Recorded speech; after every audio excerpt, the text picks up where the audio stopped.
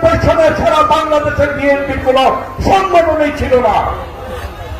তারা প্রার্থী দিতে পারে নাই, ঠিক মতো যোগ্য প্রার্থী দিতে পারেন নাই। কিন্তু শাহাবুদ্দিন সাহেব এরশাদকে ভিতরে পড়ে জাতীয় পার্টির নেতা কর্মীদেরকে হামলা মামলার মধ্যে রেখে নির্বাচনের বাধা দিয়ে তিনি তাদের পছন্দের বিএনপিকে তিনি সেদিন ক্ষমতায় বসিয়েছিলেন। এটা বারবারই দেখি। সেজন্য আমরা বলি এই তত্ত্বাবধায়কের স্বাদ আমার নেতা পল্লীবদের স্বাদ পেয়েছেন, আমার প্রত্যেকটা সারা বাংলাদেশের নেতা কর্মীরা পেয়েছেন। সেই স্বাদ আর আমরা পেতে চাই না। আমরা নির্বাচনমুখী দল, জনকল্যাণমুখী দল, জনগণকে শান্তি রাখার দল। সেই জন্য আমরা হামলা মামলা, গাড়ি পোড়ানো, মানুষের সম্পদ ক্ষতি করা রাজনীতি জাতীয় পার্টি করে না। তাই আগামী নির্বাচনে একটি কথা বলতে চাই, তত্ত্বাবধায়ক ছেড়ে দিন। আগামী নির্বাচন হবে সংবিধানের নিয়ম অনুযায়ী এবং ইনশাআল্লাহ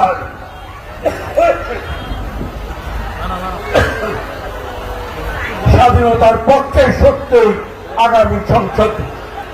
আগামী সরকার গঠন করবে ইনশাআল্লাহ। আমি এই সোনারগাঁও উন্নয়নের ক্ষেত্রে আরেকজনকে আমার ধন্যবাদ না দিলে আমি অকৃতজ্ঞ থেকে যাব।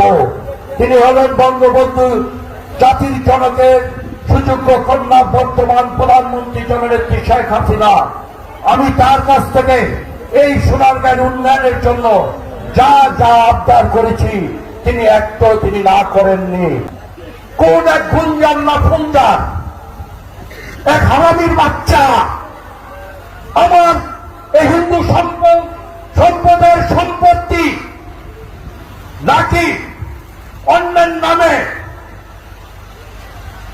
আইডি কার্ড করে গোপন তথ্য সব গোপন করে তাদের সম্পদ তারা রেজিস্ট্রেট করেছেন। আমাকে আমার হিন্দু ভাই বোনেরা গিয়ে কান্নার সুরে বলেছেন, ওনারা আমার প্রাণের আত্মীয়, আত্মার আত্মীয় তারা। আমি হুঁশিয়ার করে দিলাম, আর একটা যদি এখানে 2 নম্বরই হয়, এই জনগণ নিয়ে আমি দেখবো এখানে কোন কোম্পানি আমার জনগণকে ডিস্টার্ব করে। আর আমি সাবজেক্টকে বলে দিলাম,